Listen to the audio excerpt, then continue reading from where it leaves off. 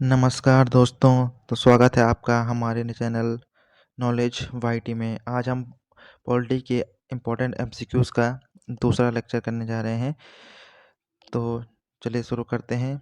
इसमें पहला क्वेश्चन है कि किस अधिनियम में भारतीय प्रतिनिधियों को कानून बनाने की प्रक्रिया में शामिल करने की शुरुआत की गई? ऑप्शन नंबर 1 भारत परिषद अधिनियम 1861, भारत परिषद अधिनियम 1892, भारत परिषद अधिनियम 1909 या पिट्स इंडिया एक्ट 1784। तो इसका जो राइट आंसर है वो है भारत परिषद अधिनियम 1861। अब इससे रिलेटेड कुछ अन्य जानकारी है कि 1862 में लॉर्ड कैनिंग ने इसमें 3 भारतीयों को शामिल किया था। पहला बनारस के राजा, दूसरा पटियाला के महाराजा और तीसरा सर दिनकर राव। अगला क्वेश्चन है कि पोर्टफोलियो प्रणाली की शुरुआत किसने और कब की?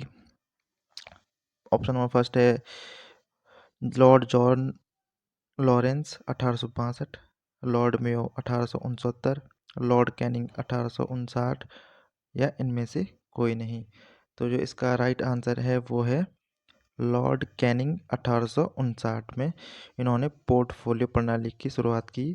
पोर्टफोलियो मतलब किसी एक पर्टिकुलर इंसान को एक पर्टिकुलर डिपार्टमेंट देना। नेक्स्ट क्वेश्चन है कि किस अधिनियम के द्वारा विधान परिषदों को बजट पर बहस करने का अधिकार दिया गया? ऑप्शन नंबर 1 भारत परिषद अधिनियम 1861, भारत परिषद अधिनियम 1892 या भारत परिषद अधिनियम 1909 या इनमें से कोई नहीं। जो इसका राइट आंसर है वो है भारत परिषद अधिनियम 1892। नेक्स्ट क्वेश्चन कि किस अधिनियम के द्वारा केंद्रीय परिषद में सदस्यों की संख्या 16 से 60 की गई? पहला भारत परिषद अधिनियम 1861, भारत परिषद अधिनियम 1892, ऑप्शन नंबर सी भारत परिषद अधिनियम 1909 या इनमें से कोई नहीं। तो जो इसका राइट आंसर है वो है भारत परिषद अधिनियम 1909 यानी कि ऑप्शन सी राइट है। चलिए अगला क्वेश्चन देखते हैं कि वाइसरॉय की कार्यकारी परिषद में प्रथम भारतीय सदस्य कौन थे? पहला sir Dinkar Rao, option number 2 Satyendra Prasad Sinha, C है एनी बेसेंट या इनमें से कोई नहीं। तो ऑप्शन जो सही है उसमें है option number B Satyendra Prasad Sinha प्रथम भारतीय सदस्य थे जो वाइसरॉय की कार्यपालिका परिषद के व्यक्ति थे सदस्य थे।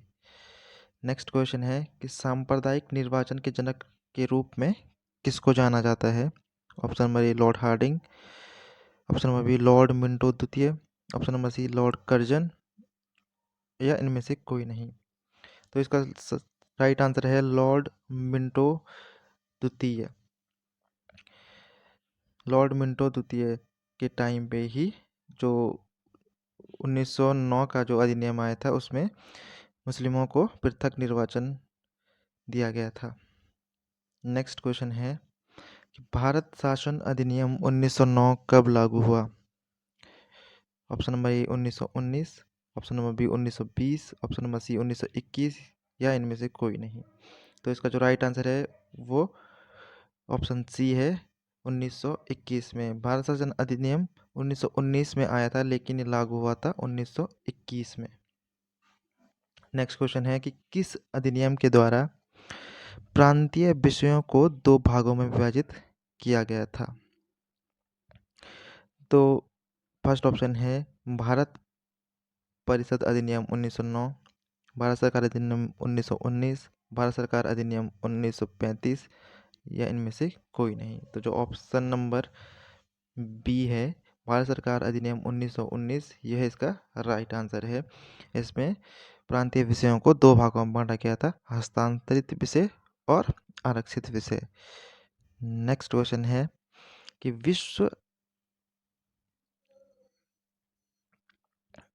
विश्वसनीय नहीं है यहाँ पे है द्विसदनीय व्यवस्था। विश्वसनीय नहीं है यहाँ पे है द्विसदनीय व्यवस्था और प्रत्यक्ष निर्वाचन व्यवस्था किस अधिनियम के द्वारा की गई? तो इसमें ऑप्शन है भारत सरकार अधिनियम 1935, भारत परिषद अधिनियम 1909, भारत सरकार अधिनियम 1919 या इनमें से नहीं। तो इसका जो राइट आंसर है वो है भारत सरकार अधिनियम 1919 में द्विसदनीय व्यवस्था और प्रत्यक्ष निर्वाचन की व्यवस्था की गई थी। नेक्स्ट क्वेश्चन है कि भारत शासन अधिनियम 1919 के द्वारा वायसराय की कार्यकारी परिषद में कितने सदस्य भारतीय होने चाहिए थे? Option number A 6, option number B 4, option number C 3 या इनमें से कोई नहीं। तो इसका जो राइट है वो है ऑप्शन नंबर सी 3। भारत शासन अधिनियम 1919 में वॉइसरॉय की जो कार्यकारी परिषद थी उसमें 6 सदस्य होते थे और 6 में से 3 भारतीय होना आवश्यक था। नेक्स्ट क्वेश्चन है कि 1919 के अधिनियम के द्वारा किसके लिए पृथक निर्वाचन की व्यवस्था में विस्तार किया गया? तो जो 1919 का अधिनियम था उसके बारे में पूछा गया है। ऑप्शन नंबर ए सिख, ऑप्शन नंबर बी ईसाई, ऑप्शन नंबर सी आंग्ल भारतीय और यूरोपीय, और ऑप्शन नंबर डी है उपरोक्त सभी। तो इसका जो राइट आंसर है वो है ऑप्शन नंबर डी उपरोक्त सभी। जो भारत सरकार अधिनियम 1919 था उसमें सिख, ईसाई और आंग्ल भारतीय और यूरोपियों के लिए पृथक निर्वाचन दिया गया था। अब नेक्स्ट क्वेश्चन है सिविल सेवकों की भर्ती के लिए केंद्रीय लोक सेवा आयोग का गठन कब किया गया था? तो option number A 1921, option number B 1919, option number C 1926 और option number D 1935।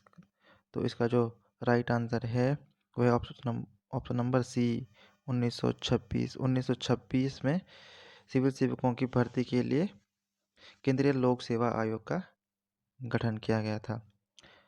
Next question है केंद्रीय बजट को राज्यों के बजट से अलग कब किया गया था? ये किस अधिनियम में केंद्रीय बजट को राज्यों के बजट से अलग कर लिया गया था? ऑप्शन नंबर ए भारत सरकार अधिनियम 1935, ऑप्शन नंबर बी भारत परिषद अधिनियम 1909, ऑप्शन नंबर सी भारत सरकार अधिनियम 1919 या इनमें से कोई नहीं।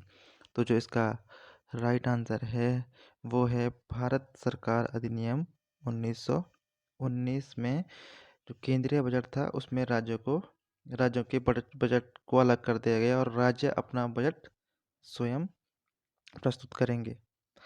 नेक्स्ट क्वेश्चन है सांप्रदायिक अवार्ड की घोषणा कब हुई? ऑप्शन नंबर ए है अगस्त 1932, ऑप्शन नंबर बी जुलाई 1919, ऑप्शन नंबर सी जून 1926, ऑप्शन नंबर डी अगस्त 1935। तो इसका जो राइट आंसर है वो है अगस्त 1932 में सांप्रदायिक अवार्ड दिया गया था जब ब्रिटेन के जो मुख्यमंत्री थे वो मैकडोनाल्ड थे और इन्होंने सभी धार्मिक संगठनों को वो पृथक निर्वाचन दिया था। साथ ही साथ दलितों के लिए भी इसमें पृथक निर्वाचन की घोषणा की गई थी। नेक्स्ट क्वेश्चन है भारत शासन अधिनियम 1935 में कितनी धाराएं व अनुसूचियां थी?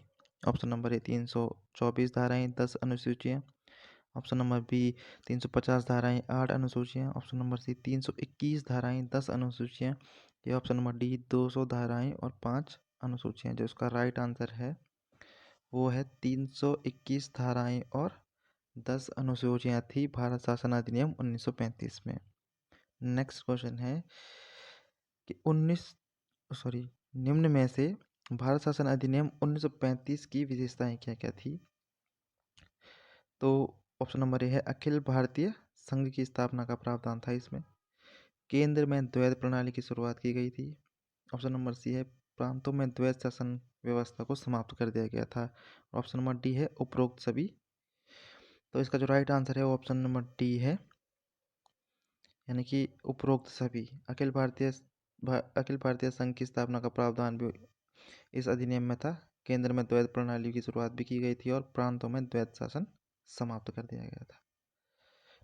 अब जो भारत शासन अधिनियम है उसके बारे में कुछ इम्पोर्टेंट फैक्ट्स हैं, वो हैं कि इसमें तो एक सबसे पहले हम बात कर चुके हैं कि अखिल भारतीय संघ की स्थापना का प्रावधान था।